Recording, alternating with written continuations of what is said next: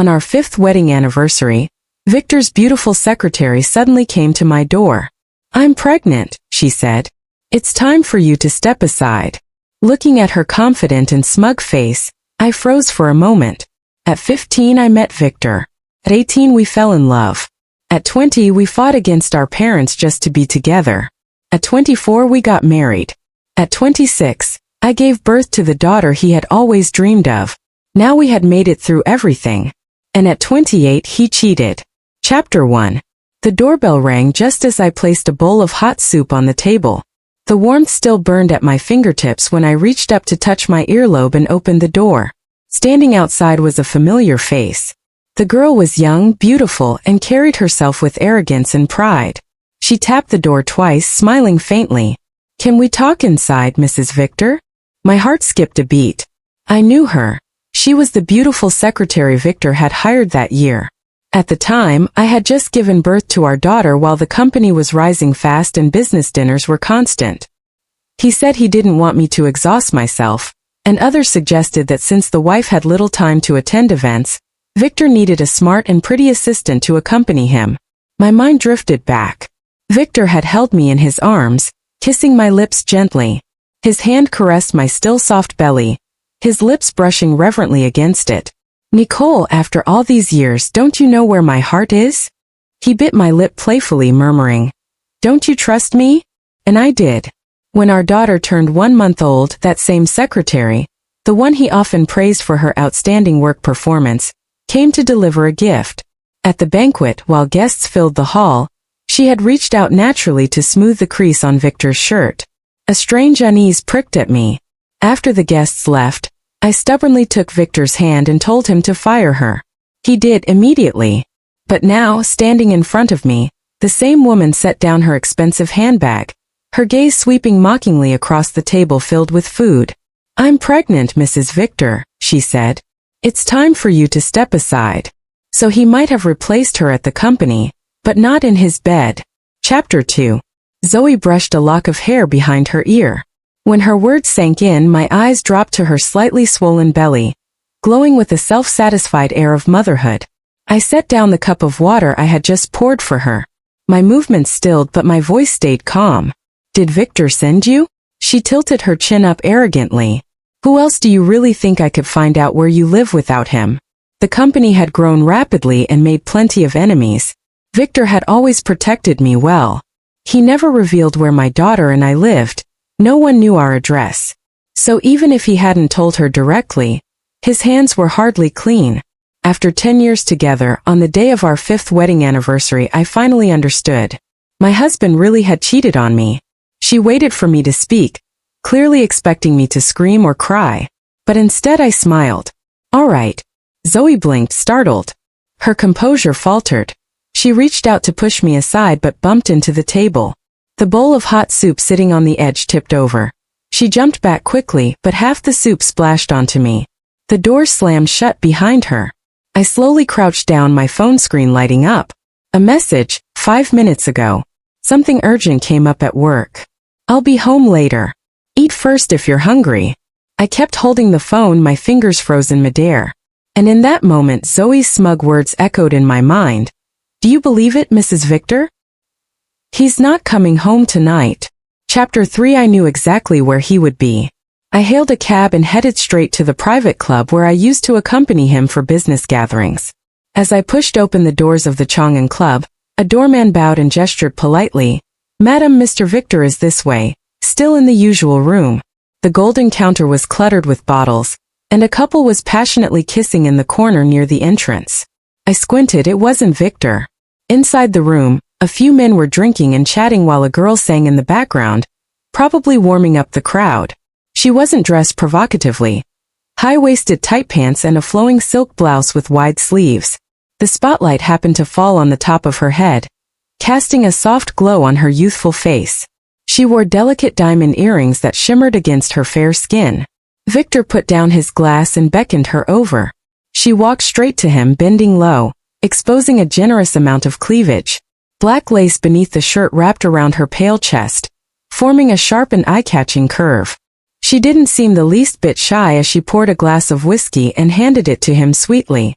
Her fingers lightly brushed against Victor's thin lips, and I watched as he opened his mouth and bit down gently on her pale skin. I stood frozen at the doorway of the private room as if thrown into an ice cellar. If Zoe's words earlier had merely made me doubt his loyalty, then what I saw now felt like a brutal slap across my face. People inside continued chatting. Victor's phone screen lit up, and from a distance, I could see it was a photo of me and our daughter. The girl beside him, seemingly jealous, traced circles on Victor's chest with her finger. "Your wife is really beautiful." Victor exhaled a puff of smoke and said indifferently. "She is very pretty. But after marrying her, it's nothing special." It felt as though every organ inside my body shattered. Nothing special. That's what Victor thought about marrying me. I took a step back, instinctively slamming the door that had only been slightly ajar, not realizing that I had just startled everyone inside. Chapter 4. Victor heard the noise at the door. He instinctively thought it was Zoe throwing another tantrum. Tired of coaxing women who made scenes, he wrapped up his social gathering quickly and drove home. Unlike those other women who never stopped making trouble, his wife was always gentle and never caused him any headaches.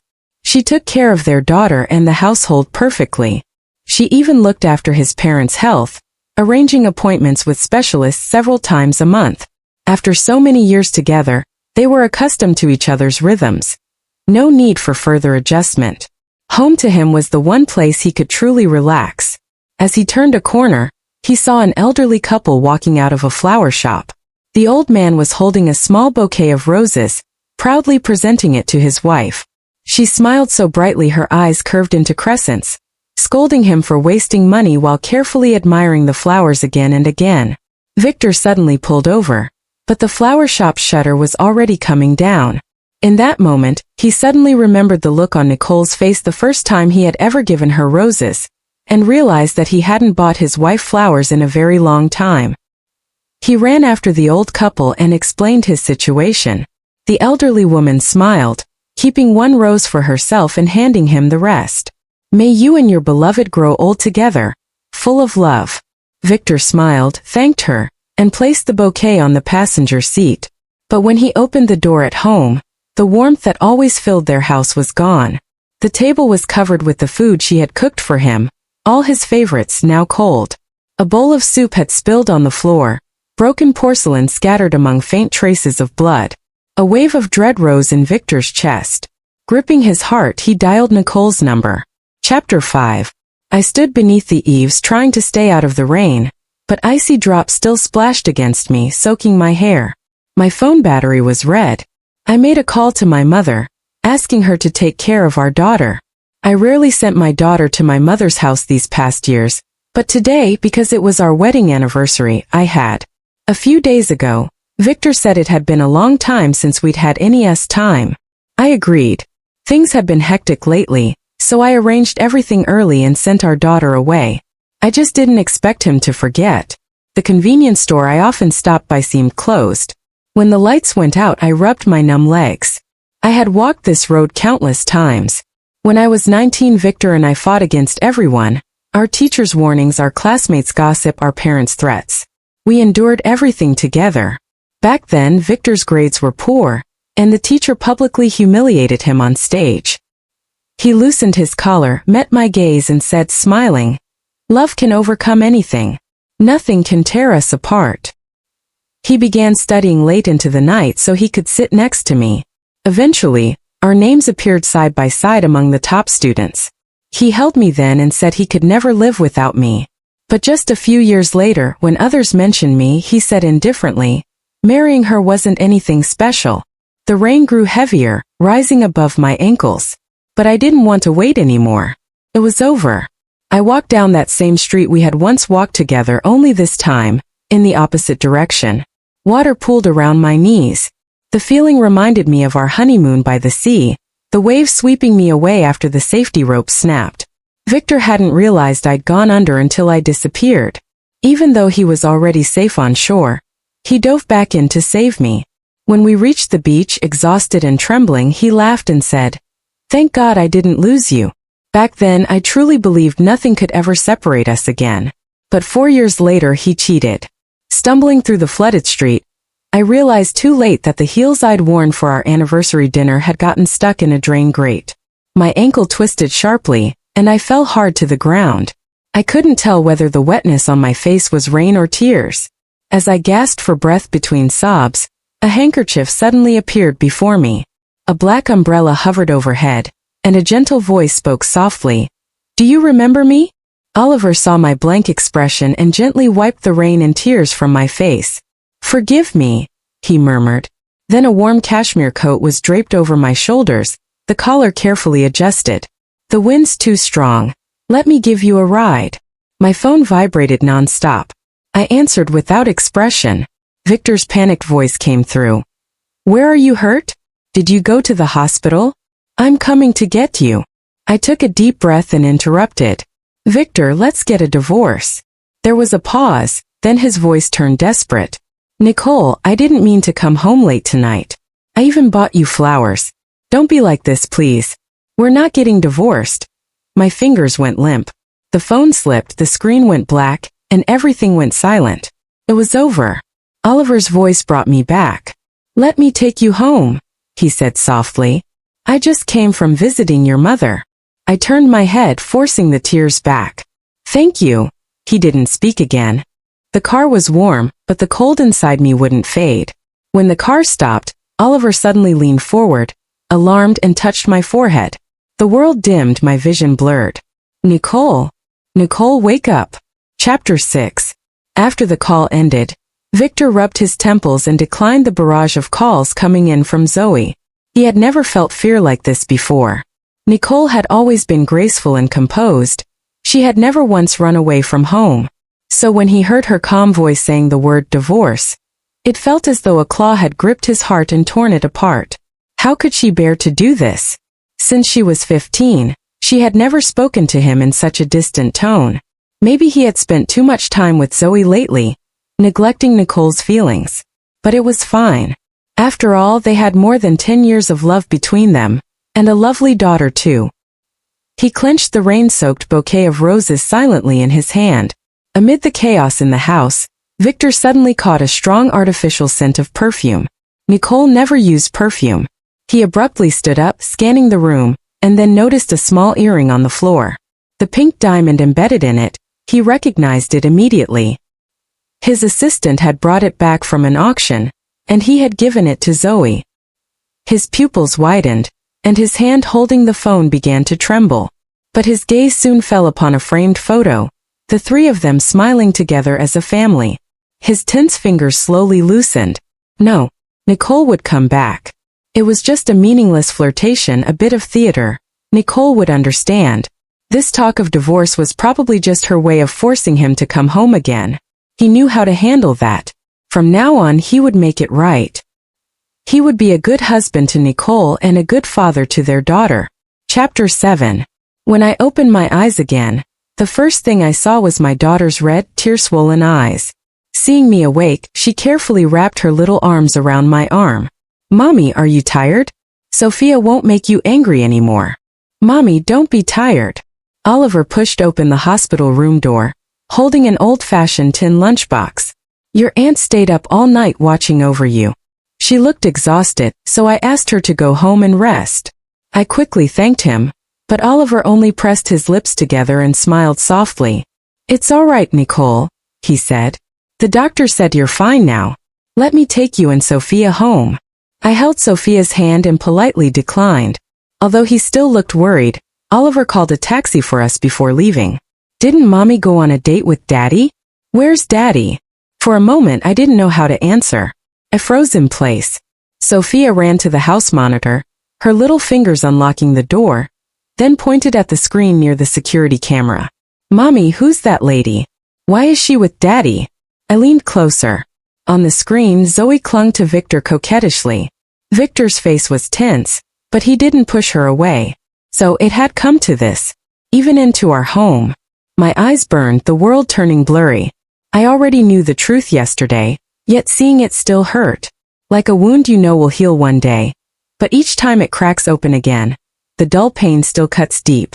Sophia fumbled to wipe away my tears, then hugged me tightly. From her pocket, She carefully took out a small sticky piece of candy. Mommy, don't cry. Mommy, eat candy. It was a half-melted white rabbit milk candy. She offered it to me proudly, her eyes shining. Just like Victor's sly, fox-like smile the first time he kissed me.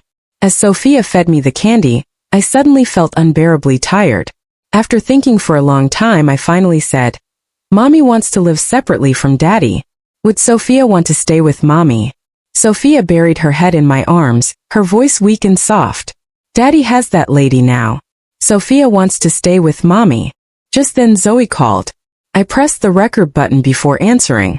Her tone was more arrogant than ever. Victor already gave me the house key. You'd better pack your things and get out soon. I don't want you in my way. Victor asked you to tell me this, didn't he? I asked calmly. My composure seemed to irritate her. She raised her voice, almost shouting, as if desperate to provoke me. Of course. He's long tired of an old, dull woman like you. I pinched my brow, my hand tightening around Sophia's. So you're saying Victor not only allows your behavior but even asked you to tell me, to admit his affair himself? Zoe's voice turned sharp, like a cat whose tail had been stepped on. The real mistress is the one who's not loved. Nicole, you better get out of my house. I looked up. The sting in my eyes vanished completely. More than 10 years of love collapsed in an instant. After a long silence, I felt a small hand cover my eyes. Sophia's trembling voice whispered, Mommy, don't cry. I crouched down so we were eye level. Sophia, I asked softly, if Mommy and Daddy separate, will you be sad? Sophia shook her head. Precocious as always, she wrapped her little arms around my neck and buried her face in my shoulder. Grandma said a man should only be with the woman he truly loves. But Sophia saw Daddy with another lady. She blinked innocently. That's wrong. Then if Daddy did something wrong? I asked gently. Should Mommy forgive him? I stroked her soft hair and asked with respect. Sophia, do you want Mommy and Daddy to stay together? She frowned, thinking hard, then shook her head firmly. Sophia wants Mommy to be happy. Daddy doesn't love Mommy anymore, but Sophia loves Mommy. Chapter 8. It felt like 10 years of love couldn't withstand a single blow. But I had Sophia. As I watched Zoe bombard me with pictures and videos of her with Victor, I suddenly went numb. After saving all the evidence, I drafted the divorce agreement. Somehow it felt like a relief. I looked down as the housekeeper loaded the last suitcase onto the truck. Holding Sophia's hand, I left, without looking back even once. That's it, Victor. The vow you made that year, I'll make it come true. Those who betray true feelings deserve to be pierced by 1,000 arrows, Victor. Chapter 9. Finding Nicole wasn't difficult. After all, their daughter was still attending school in Jingzhou. No matter how stubborn Nicole was, she wouldn't abandon her daughter's future. Victor, exhausted, rubbed his temples. Just as he was about to go to the hospital to pick her up, he caught a glimpse of his wrinkled shirt collar in the mirror. Nicole used to take care of these things. She had only been gone a day, and he already looked so worn out. Suddenly the door rang.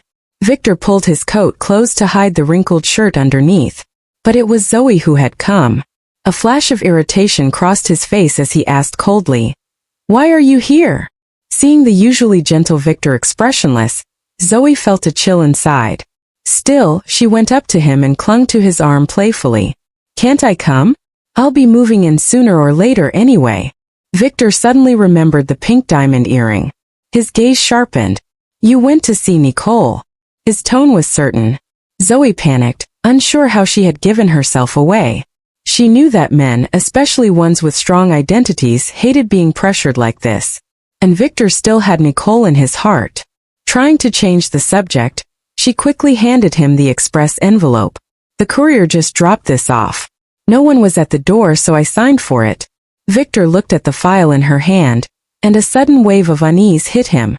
Just like last night when Nicole had said she wanted a divorce. He tore open the envelope with trembling fingers. The bold words inside immediately caught his eyes. It was a divorce agreement. Zoe glanced at it and laughed inwardly. But on her face, she put on an understanding and well-behaved look. Victor, I have some good news too. Victor ignored her and turned to leave, but Zoe's sweet voice chimed again. I'm pregnant. I've had it checked. It's a boy, your heir. Victor froze mid-step, unable to move for a long while. Chapter 10. In truth, the health issue wasn't serious. Over the past few years, with more financial freedom, I had visited many hospitals and had made up for most of the health deficits. It was just the rain and overwhelming stress that made me faint. What hurt was my heart. Even though I knew he was wrong, it was still a decade of love. Like digging out rotten flesh, it hurts before the relief comes. But I didn't expect Victor to show up before I was even discharged. The moment we met, he grabbed my hand tightly and tried to pull me away. "Nicole, stop this. Come home with me." I shook him off forcefully and slapped him hard across the face. I said calmly, "Sophia's in the restroom. She'll be right back. Don't cause a scene in front of the child." Victor softened. "Nicole, I won't be like that anymore. If it upsets you, I'll stop attending those social events." I looked up and noticed one of the buttons on his suit jacket was fastened incorrectly. He used to be meticulous, never out of place. The faint perfume scent lingering on his suit left me speechless. After a long pause, I blinked back the sting in my eyes. "Let's divorce. Let's keep it dignified." Victor rubbed his temples, clearly refusing. "You know my finances. Everything is under your name. What are you even fighting for? No one's threatening your position, Nicole. What are you afraid of?" I said nothing. Seeing that I wasn't as firm as before, he softened again. "Even just for Sophia, for the sake of giving her a complete family." "Okay." I shook my head. "You know what I truly want, Victor. You may have forgotten your vows, but I remember." I lowered my head and gathered my test results and payment receipts, thinking about when I should deliver the money to Oliver. But Victor spoke again, this time with frustration and helplessness. "You women are always obsessed with romance and sentiment. All my business partners have affairs. No one hears about their wives asking for divorce every day. Men acting a little outside. It's normal, isn't it?" I stopped in my tracks. "I've already sent you the agreement. Sign it soon." Then I picked up Sophia and walked out. Sophia looked back and cupped her hands like a little megaphone. "Daddy has someone with him. Sophia will stay with Mommy." Chapter 11. Victor sat in the car and caught sight of Zoe's underwear tucked in the gap of the passenger seat. With a look of disgust, he picked it up and threw it out. Then he slammed the steering wheel hard. To be honest, out of all the possible scenarios he had imagined, the one he never considered was Nicole refusing to go home with him. He didn't understand what she was trying to pull. All the finances were delivered to her on time every month. She didn't have to lift a finger, and her shares ensured she'd never want for anything. He just didn't get it. What's so bad about living the life of a wealthy wife? Victor rubbed his temples. They were no longer children. Was love really that important? Chapter 12. The next time I saw Victor was when the cooling-off period for the divorce was almost over. I was the one who messaged him first on WeChat. Our documents were still at the old family house. Besides retrieving those, we also needed to discuss the division of property.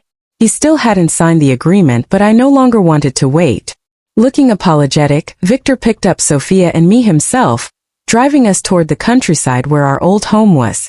The road had now been paved with cement, but back when it was still muddy and rough, Victor and I had walked it countless times.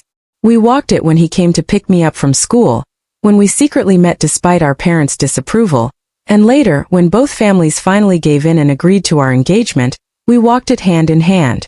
I still remember vividly the day of our wedding. He came to fetch me, leading a group of friends and relatives, walking down that road toward my house like a proud general returning from victory. The red firecracker paper and colorful confetti covered the ground, turning that path into something out of a fairy tale. I thought I would never forget it. It will always stay in my memory, but only as that, a memory. Love is a verb, not an adjective. Actions come to an end, but the images stay forever in memory. Sophia noticed both Victor's and my gaze lingering on the old building and suddenly asked, "Mommy, was this Sophia's old home?" I crouched down and picked up my daughter, who was obviously tired but still insisted on walking on her own. I nodded. Even though you weren't born back then, this was still Sophia's home. Perhaps the place stirred something in him. Victor's expression grew heavy, his eyes glassy with unshed tears. But as I looked at him, my mind drifted to other memories of this same house. I remembered the night Victor got drunk at a business dinner and called me to pick him up. When I arrived, the young woman escorting him out was wearing a short skirt that barely covered anything. He was leaning against her, his limp hand brushing against her chest just as I arrived. Later, when he was vomiting uncontrollably, I mentioned it gently, that he should be more careful not to cross the line. "It's just business entertainment, Nicole," he had said. "I'd never touch them. I even find them dirty." He was still inexperienced then. That night when we got home, he had taken my hand, gently playing with my earlobe and kissing me devoutly. Then, placing my hand somewhere intimate, he whispered, "It only likes you. Young love is never eternal." I came back to my senses. Cheating and decay never happen all at once. The signs had been laid before me long ago. I just hadn't paid attention. "I think I finally understand what you want, Nicole." As the memories surged, my fingers tensed, turning pale at the knuckles. He tugged at his tie impatiently, his burgundy suit glowing sharply under the white light. He wasn't the same as before. His skin was still fair, just like when he was young, but time had etched fine lines at the corners of his eyes. I didn't want to hear any more. I quickened my pace, holding Sophia's hand until we stopped in front of a small green hill. Back then, our families were against us. We were too young and everyone said it was puppy love. Just spending a little time alone together had been our greatest wish. When the moonlight came, we'd sneak out from opposite directions. By the hill was an abandoned park where he had tied up a swing. He'd hold me in his arms as we talked about everything, dreams, poetry, love, never running out of words. "I'm sorry," he said. I heard Victor's voice turn hoarse, but I didn't look back. Sophia tugged at my hand and whispered softly, "Daddy is crying." I patted her shoulder without saying anything. "Mommy, can we play on that swing over there?" Seeing me nod, Sophia ran over happily and grabbed the course ropes on both sides. I followed after her. The footsteps behind me quickened too. Victor reached out, trying to grab me. "Nicole, I'm sorry. I finally understand what it is you want." But when I looked ahead, I seemed to see the 17-year-old boy gently pushing the little swing, smiling as he looked at me. "Don't forgive him." When I turned back, the school uniform had become a suit. I simply said calmly, "Let's go back to the old house. Our documents are still there. Let's get the paperwork done." Forgiving him would mean betraying myself. Sophia had played enough. Seeing both Victor and me standing there waiting, she ran over and grabbed my hand. There were weeds on the path ahead, probably because it hadn't been tended to in a long time. I was wearing a dress. While passing through the wheat field, my calf got scratched, leaving a small shallow wound. Victor instinctively reached out to shield me. But just a few minutes later, the path reached its end.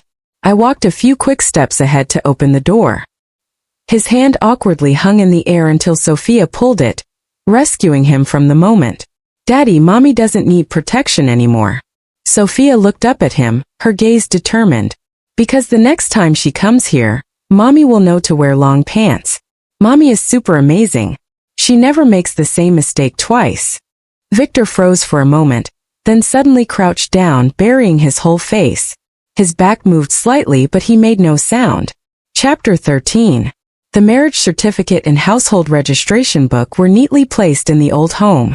This old house was still decorated the same way it had been when we got married. None of the tenants over the years had ever altered the layout. Back then, when we were just starting our business, Victor and I gritted our teeth and sold the old countryside home. We took all our savings and moved into the city, just two tiny specks in the vast crowd of dream chasers. In the beginning, life was extremely hard. Our leaky basement apartment would form a thin layer of ice on the floor in winter. The windows didn't close properly, so snow would blow in with the wind. Even the frost on the door would make you shiver. We couldn't afford heating, so we clutched hot water bottles and held each other tightly. That warmth alone was enough to get us through the entire winter. Back then, we were each other's only one, each other's truest love and the deepest love. The hardest years were also the years we loved the most. But luckily, we were blessed with good fortune. Soon we managed to start a small company. At first, I handled accounting, secretarial work, reception duties, and logistics at the office. He said that having me there gave him peace of mind, that I was the best partner anyone could ask for. But at some point, everything began to change. Victor proved capable. Our company grew bigger and more profitable by the day. He bought us a larger home and even repurchased our old countryside house. Nicole, that was our beginning. I couldn't bear to let it go. I smiled and nodded. The year the company went public, I got pregnant. I had damaged my body back in the basement days from the cold, and even the doctor said I might never be able to have children. But I did. Everyone was overjoyed. He picked me up and spun me around, his eyes brimming with tears. But it was also because I got pregnant that I gradually stepped away from the company, and that's when he brought Zoe in. Was it money that made him change? I don't know. All I know is we've reached the end of our road. Watching him sign the divorce papers, I tucked them away and then took Sophia's hand to leave. Sophia was very sweet. As we left, she even stretched out her little hands to hug Victor and said like a little grown-up, "Daddy, now that someone's here to take care of you, I can rest easy." He turned around and saw Zoe standing there, holding her belly. Victor instinctively looked for a trace of emotion in Nicole's face, maybe a hint of jealousy or unhappiness, but there was nothing. She simply picked up Sophia and walked away into the distance, never once looking back. Chapter 14. Victor ignored Zoe. Expressionless, he looked at her radiant, self-satisfied face and tossed her a card. "The password, you know it. Get rid of the child." "I won't acknowledge it. Don't even think about using the baby to force me. You know what I'm capable of." Victor got into the car, slammed the door, and without hesitation drove once again toward the countryside home. He remembered that road clearly. His youngest, most passionate love had all happened there. He recalled the first time he hugged Nicole on that road, the warmth of her soft body in his arms. He also remembered their first kiss, under the moonlight on the swing, stealing sweetness in secret. Today, as Sophia laughed on that same swing, all he could see was the Nicole from years ago in her school uniform. Nicole with two low ponytails. Nicole smiling at him gently with a backpack on her shoulders. He seemed to still see the young boy kneeling on one knee, holding her tight and declaring his love. He thought he finally understood what she had wanted all along. Love is important, but so is loyalty. Back then, Victor was so full of conviction. He didn't believe anything could come between them. Love conquers all. Victor will always stand by Nicole's side. If I, Victor, ever betray Nicole, may lightning strike me down. May I fall into the animal realm and never find peace.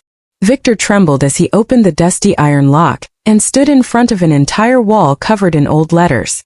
Their high school had a semi-militarized boarding system, and cell phones were strictly forbidden. If the school discovered even a hint of young love, they'd announce it to the whole school as a warning.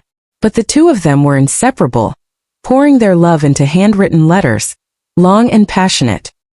He opened the one he had written to Nicole on her coming-of-age ceremony. The handwriting was wild and unrestrained, just like the rebellious teenager he once was. "I love your free spirit. I'll always protect your freedom." Victor loves Nicole. The whole world knows it. Before the college entrance exams, to fulfill that promise, he borrowed the school broadcasting room to confess his love publicly. "Classmate Nicole, please always remember, I'll forever stand unconditionally on your side." They were both publicly criticized afterward and forced to write self-reflections, but Victor remembered none of that, only Nicole's tearful smiling face in the crowd. Nicole had once said she loved traditional Chinese weddings. When she got married, she wanted it grand, phoenix coronet and red robes, 3 bows and 9 kowtows, a bridal procession stretching 10 miles. So in the letter he wrote her at the coming-of-age ceremony, meant for 10 years in the future, he had added, "If I don't marry you, I hope the man who does will give you the full ceremony, 3 bows and 9 kowtows, 10-mile bridal parade, and the phoenix coronet." He didn't do it, but Nicole still got married. Victor suddenly remembered how on their wedding night he held his bride and promised her that once he bought a house in the city, he'd give her that grand traditional wedding she always dreamed of. He didn't do that either. Tears streamed down uncontrollably, nearly blinding his eyes. He sat among the letters, flipping through memories one by one, finally overwhelmed with regret. He used to be so arrogant, swearing he would never do anything he'd regret. He believed that once he made a choice, he would stand by it without remorse. But he broke that oath. Losing Nicole was his greatest regret. He had made many mistakes, but betraying Nicole was the worst of them. But she was proud too. She would never look back. But he did. He retraced his steps. Only this time at the end of that road she was no longer there. Chapter 15. The year I divorced Victor. Sophia was 4. She was eager to learn, already recognizing many words. She was also clever. She could remember all kinds of principles and truths. So when she started kindergarten, I decided to put my startup plans on hold. A little girl's vision deserves to explore a wider world. I took Sophia to many places. When we heard the call of the distant mountains, we headed to Gannan in western Sichuan. The journey was bumpy and rough, but she was braver than I was. We passed by alpine lakes where the peaks stood tall in the distance, mirrored in the still surface of the water. She ran toward me with a beaming smile, her cheeks flushed red by the cold, pointing at the reflection in the lake, laughing with joy that outshone anything she ever felt at kindergarten. Mommy, the mountain is standing there, and here's another one in the water. When I was 18 I wanted to go to Tibet. Victor said money was tight, that once we were financially free he'd take me. 22 I wanted to go to Tibet. Victor said we had to prepare for the wedding and that we'd go for our honeymoon. 26 I wanted to go to Tibet. Victor said the company was in a growth phase and I needed to be understanding. Wouldn't it be better to go as a family with our child? No. At 28 I finally came to Tibet with my daughter. I held Sophia's hand as we stood at the foot of the Potala Palace. We saw cows roaming freely in search of food and colorful prayer flags dancing in the wind. She clumsily held a camera and tried to take a photo of me. We visited Mani stones stacked high with blessings and wishes, traced the trickling streams formed from melted snow. We crossed mountain after mountain, chasing the dream that lies above the clouds. We scattered lungta, wind horses, into the sky, letting the wind carry our prayers. At 28 I lost my first love, but I never lost the courage to find myself. It was as if in the moment I saw the pure and sincere eyes of the nomads, all my resentment vanished. I finally forgave myself and Victor. Love is standing beside someone with the same rhythm, and looking at the mountains and rivers of the world. Love is discovering who you are in each other's presence, not losing yourself in each other's absence. As the sunlight shimmered on the golden script of the great mantra engraved on the prayer wheel, I placed my palms together. Nicole Tashidelek. Epilogue. Chapter 1. In the end Zoe lost her baby. But it wasn't by choice. A woman suddenly rushed at her, slamming violently into her not yet showing belly. The woman's eyes were filled with fury, her teeth clenched, her expression twisted with hatred so fierce it was as if she wanted to tear Zoe apart. You filthy little whore. You stole my husband. I'll kill you. The crowd's voices rose in waves, each word sharper than the last, disgust and judgment raining down on her like stones. Never would have thought such a pretty girl could do something so shameless. Had her fill of someone else's meal, now she's licking the plate too. Already pregnant, huh? Trying to force her way into the wife's place. Who knows how many men she's been with. No shame at all. Morality these days, it's all gone. No decency left. Now even mistresses with baby bumps dare to show off. Zoe stared in disbelief at the crazed woman, almost suspecting that Nicole had sent her. But as the woman flailed and pounded her fists against Zoe's stomach again and again, Zoe could see clearly, the hatred in her eyes wasn't fake. Her vision blurred, but through the haze, she vaguely heard a man's voice stop the attacker and kneel beside her, apologizing. My sister lost her mind after her husband cheated on her. The mistress brought her pregnancy right to our door, and she hurt my nephew. Ever since then she can't stand to see pregnant women. We'll take you to the hospital right away. I'll cover all the expenses. The woman's brother helped her up. When he finally looked at Zoe's face, he gave a cold, mocking smile. Well, look who it is. I guess my sister did justice for the heavens. It was only then that Zoe recognized him, one of Victor's old friends.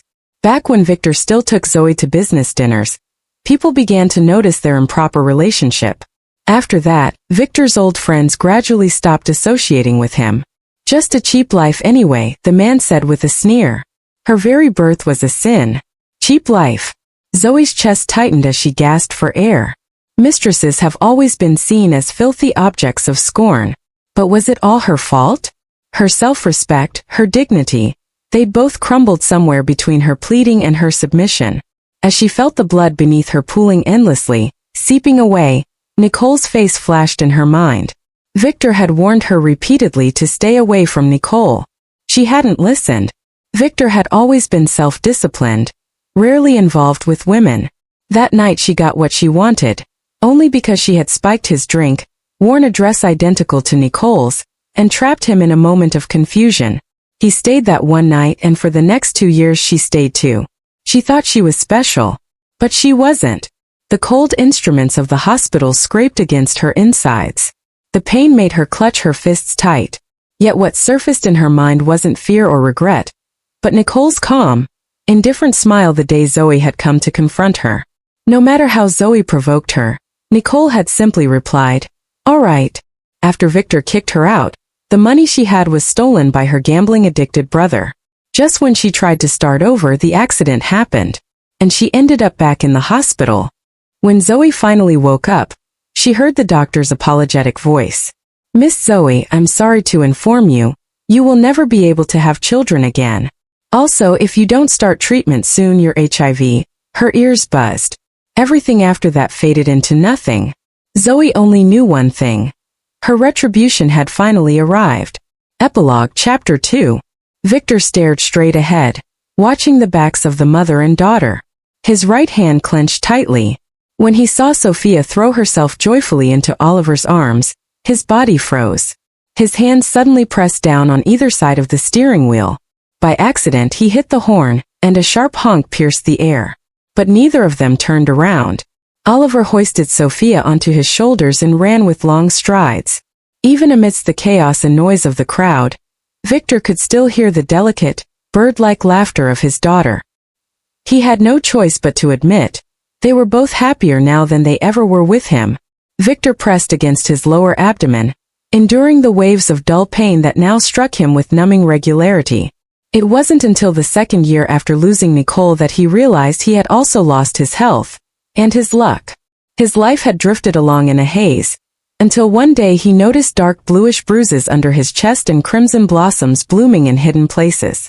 That day, uneasy and distracted, he was watching Nicole's travel vlog during a bidding conference when everything went dark. He passed out. When he woke up, an old friend was standing at his bedside, looking at him with a mix of disgust and pity. But in the end, he was still an old friend. His eyes were red even as his words cut deep. "You'd better spend the rest of your damn life repenting for your sins." Victor, bearing the pain, reached for his medical records. His first reaction was oddly one of relief. He discharged himself from the hospital, went to the notary office to write his will, and then drove to Nicole's home. But in the end, he couldn't bring himself to go see them. Nicole still hadn't officially said yes to being with Oliver. But Victor figured it wouldn't be long now. Nicole had always been reserved on the outside, warm on the inside. If she hadn't pushed Oliver away, it meant she'd accepted his presence. Sophia clearly liked him too. When Nicole wasn't around, she would secretly call him Daddy Oliver. Victor's heart ached with a bittersweet sting. The love and happiness that once were his to hold, he now had to steal glimpses of like a thief. Before losing consciousness for the last time, Victor saw a vision. A young version of himself in a school uniform, head tilted, asking, "Are you the Victor from 10 years in the future? Did you marry Nicole? I haven't confessed to her yet, but I believe she'll say yes." Victor hesitated for a long time before clenching his teeth and nodding.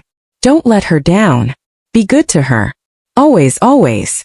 The boy with a school bag on his back and a love letter to Nicole in his hand turned away, leaving only a silhouette behind. "Of course I won't betray Nicole. People who betray true love deserve to be pierced by 1,000 arrows." What does it feel like to be pierced by 1,000 arrows?